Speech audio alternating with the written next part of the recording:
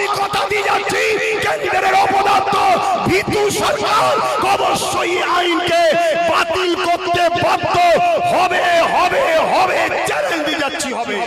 সেখানে বড় বড় কোম্পানি আছে যে কোম্পানির মালিক সব অমুসলিম, সেখানে গোহত্যা হলে সেখানে সমস্যা হয় না।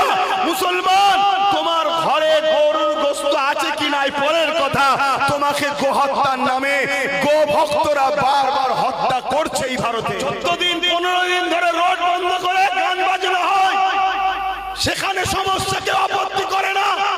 আপনার 5 মিনিটের আজানের বিরুদ্ধে অনেক বড় বড় সেলিব্রিটিরা নানা রকম বিবৃতি দেয় না।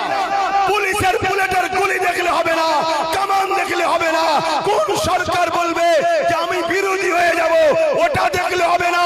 তোমাকে দেখতে হবে তোমার সৃষ্টিকর্তা যাতে রাজি, তোমাকে সেই পথে চললেও হবে, পুলিশের লাঠি চললেও হবে, গুলি চললেও হবে, বোম চললেও হবে। একদিনই আন্দোলন যদি আমরা বন্ধ করব না, চালিয়ে যাব, তাতে আমাদেরকে রাস্তায় খেতে হবে, রাস্তায় ঘুমোতে হবে, রাস্তায় বসে থাকতে হবে। আমি কথা দিয়ে যাচ্ছি কেন্দ্রের অপদার্থ ভীতু সরকার অবশ্যই আইনকে বাতিল করতে বাধ্য হবে হবে হবে চ্যালেঞ্জ দিয়ে যাচ্ছি হবে। জাগো, ঘুমিয়ে থেকো না, কেন আমাদের পিছনে বিরাট বড় ষড়যন্ত্র চলছে।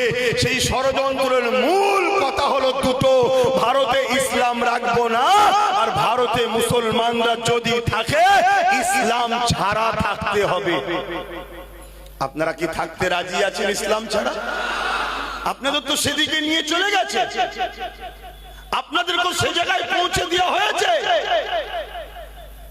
14 দিন 15 দিন ধরে রোড বন্ধ করে গান বাজনা হয়, সেখানে সমস্যা কেউ আপত্তি করে না। আপনার 5 মিনিটের আজানের বিরুদ্ধে অনেক বড় বড় সেলিব্রিটিরা নানা রকম বিবৃতি দেয় না। আপনি তো সেদিকে চলে গেছে। সব থেকে বেশি গরুর গোশত এই ভারতবর্ষ থেকে বিদেশে সাপ্লাই হচ্ছে, সেখানে বড় বড় কোম্পানি আছে যে কোম্পানির মালিক সব অমুসলিম, সেখানে গোহত্যা হলে সেখানে সমস্যা হয় না।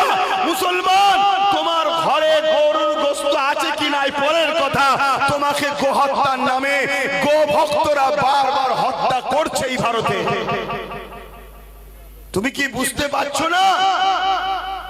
আজকে তুমি চতুর্দিকে তাকিয়ে দেখো,